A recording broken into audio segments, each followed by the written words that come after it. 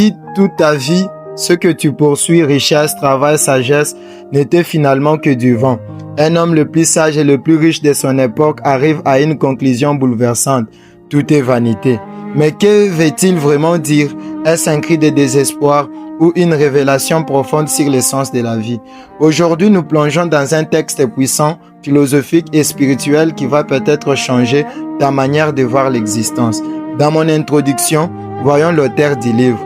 Le livre d'Ecclésiaste est traditionnellement attribué à Salomon, fils de David, roi d'Israël. Qui est vraiment l'auteur?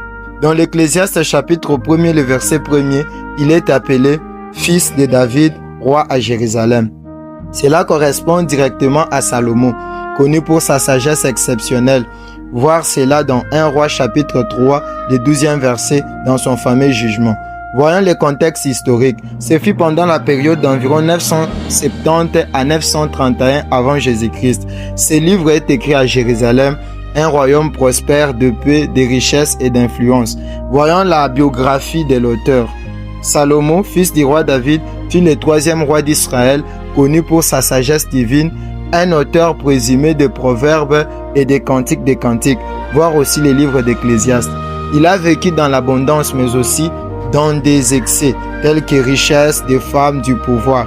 Il est mort vers 931 avant Jésus-Christ.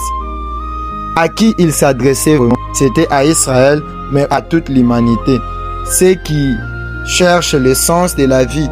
L'objectif de ce livre, c'est de montrer que tout ce qui est terrestre sans Dieu est vide de sens. Voyons aussi les messages intemporels. Aujourd'hui, le travail sans but égale à la fatigue mentale. La richesse sans paix signifie la frustration. Le savoir sans direction, c'est aussi la confusion. L'Ecclésiaste parle directement à notre génération moderne. Tu peux tout avoir et pourtant te sentir vide. La signification de certains noms. Ecclésiaste vient du grec ecclésiastes qui signifie celui qui parle dans une assemblée, ou soit de l'hébreu kohelet qui signifie le prédicateur ou l'assembleur. Le nom Jérusalem vient de l'hébreu qui signifie Yerushalayim qui signifie fondation de paix. Et l'étymologie de certains mots-clés, voyons. Par exemple, vanité.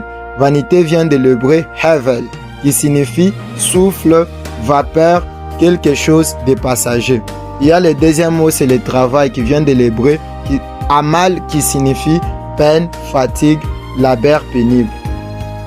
Cette vidéo est un extrait du projet Bible Louis II